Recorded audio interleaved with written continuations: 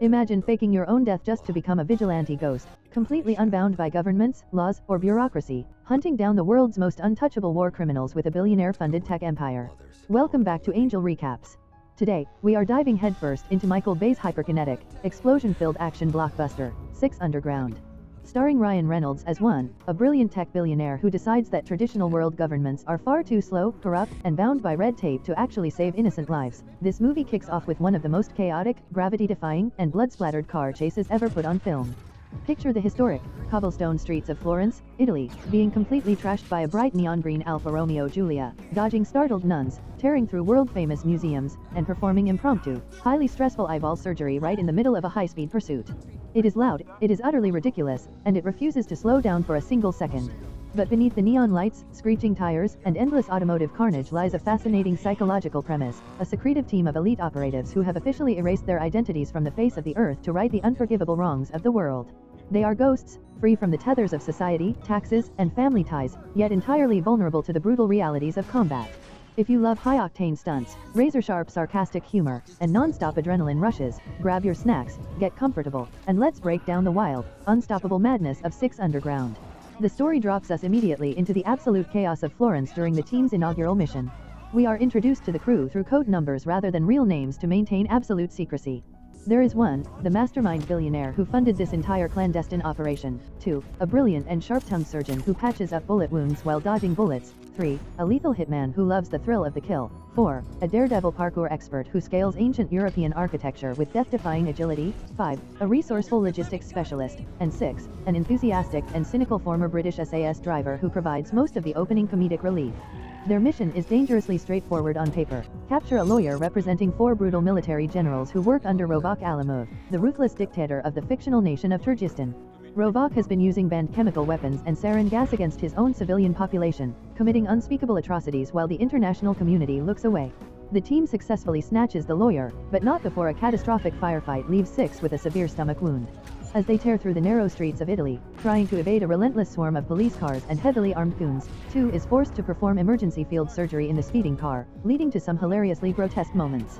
However, the chaos reaches a devastating peak when 6, distracted by a flock of pigeons and a near miss with a historic monument, is suddenly impaled through the eye by a piece of flying rebar during a violent collision. The team manages to escape and salvage the lawyer's digital data, which contains the transmissions leading straight to the 4 generals, but the victory is heavily overshadowed by grief. They pull off to a quiet spot, and 3 pours a drink for their fallen comrade, whose real name and background they will never truly know. This tragic loss sets the emotional foundation for the rest of the film, reminding the audience that while these characters call themselves ghosts, they bleed, they hurt, and their mission carries a very real, fatal cost. Following the devastating loss in Florence, one realizes they need a new driver and tactical operator to fill the empty spot on the team. This brings us to Blaine, a decorated Delta Force sniper played by Corey Hawkins. Blaine is a patriotic soldier who recently suffered a profound psychological breaking point. During a mission, his team was pinned down by enemy forces, and he was ordered by his commanders to stand down and remain a passive spectator due to shifting political policies and international bureaucracy. Bound by strict military protocols, Blaine was forced to watch helplessly as his closest friends and brothers-in-arms were slaughtered right in front of him. Consumed by survivor's guilt, intense rage, and profound disillusionment with the military machine, Blaine stages his own dramatic suicide by jumping off a bridge into a river. Watching this from afar, one approaches Blaine in the aftermath, offering him a radical alternative to his miserable reality. One explains that he offers a life where no one will ever tell him to stand down, where he can pull the trigger on genuine, world-class evil without worrying about political fallout or trade relations. Blaine accepts, staging a fake military funeral attended by his grieving family, and officially becomes 7. Upon joining the underground syndicate, 7 is introduced to their headquarters, an ultra-advanced, high-tech sanctuary hidden away from the world. Here, the team explains their core philosophy using a clever metaphor about human psychology. They talk about the box, a mental container where everyday people place all the horrors, atrocities, and injustices of the world, closing the lid and pretending they do not exist so they can get through their daily lives. But the members of this elite squad have spent too much time inside that box, they have completely lost the ability to pretend. They know there is too much unfinished business in a deeply broken world, and their job as ghosts is to handle the dirty work that ordinary governments and laws cannot or will not touch. The team's central target board features 9 men who have overloaded the world's metaphorical box, starting with Rovak Alimov and his 4 brutal generals. One lays out a meticulous, 3-step plan for a complete coup d'état in Turkestan. First, they will systematically eliminate the 4 generals, which will force the dictator into a state of panic and flush out his inner circle. Second, they will rescue Rovaka's imprisoned, democracy-loving brother, Murat, who has been locked away for years. Third, they will stage a revolution on El Dia de los Muertos, the Day of the Dead, to depose Rovak and install Murat as the new, legitimate leader of Turkestan, returning freedom to the oppressed citizens. Before executing the next phase of the grand plan, the narrative takes a brief, character-building detour that highlights one's personal motivations and tragic past. We learn how one made his unimaginable fortune. He invented microscopic neodymium magnets during a middle school science fair and went on to pioneer technology used in millions of cell phones, Teslas, and electric vehicles worldwide. While his immense wealth allowed him to fund this crusade, it also exposed him to the profound apathy of global leaders who prioritize profit and diplomacy over human lives. The team's next major objective takes them to the glittering, neon-soaked casinos and luxury hotels of Las Vegas, Nevada. General Gurayov and the remaining high-ranking Turkestan officials have flown to Vegas to meet with Victor, a notorious international arms dealer, to finalize a massive illegal transaction, 2 tons of experimental, highly lethal sarin gas.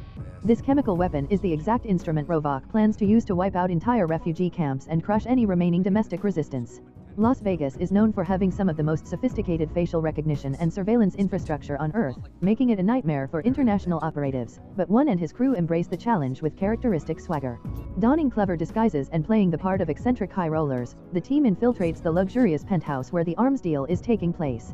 What follows is a brilliantly choreographed, slow-mo-infused action sequence that blends tension with dark comedy. While 2, 3, and the others navigate the hotel, 1 coordinates the infiltration. The team quietly dispatches the guards and corners the terrified generals. 2 interrogates General Gurayov with extreme prejudice, holding a gun to his head and demanding precise details under a frantic 3-second countdown. Terrified for his life, Gurayov breaks and reveals the exact location where Rovaka's estranged brother, Murat, is being held, a heavily fortified, high-security penthouse suite inside the NI High Tower in Hong Kong. With the location secured, the team leaves the generals dead in their luxury suite and makes a swift, explosive exit from Sin City, leaving behind a trail of stunned tourists and bewildered local authorities. With the coordinates of Murat locked in, the team shifts their operations across the globe to the towering, neon-lit skyline of Hong Kong. Breaking into the NI High Tower is no easy feat, as Murat is guarded by an army of elite mercenaries and heavily monitored by international intelligence agencies, including the CIA. As the team formulates their infiltration strategy, Seven begins to truly understand the chaotic, improvisational nature of his new teammates. They are not a traditional military unit following a rigid playbook, they are a high-stakes family of traumatized, hyper-skilled misfits who rely entirely on each other's instincts and split-second decisions. The break-in is a masterclass in tension and vertical combat. 4 uses his parkour mastery to scale the exterior glass facade of the skyscraper, while the rest of the team breaches the upper floors from multiple angles. Inside the penthouse, they find Murat Alimov, a stark contrast to his tyrannical brother. Murat is refined, genuinely remorseful for his family's dark legacy, and deeply committed to establishing a true democracy in Turkestan. However, extracting Murat proves to be immensely complicated when CIA operatives, led by a stern agent who disapproves of vigilante justice, attempt to intercept them. A massive firefight erupts across the sleek, modern architecture of the penthouse. Glass shatters, bullets fly in every direction, and one must navigate both the private security forces and the CIA's interference to get Murat out alive. Through sheer grit, tactical brilliance, and Seven's expert sniper cover, the team successfully extracts Murat via a daring rooftop helicopter pickup, securing the ultimate political asset needed for their upcoming revolution. With Murat safely in their custody, all the pieces are finally in place for the ultimate endgame, a massive, high-stakes coup d'état in Turkestan scheduled for El Dia de los Muertos.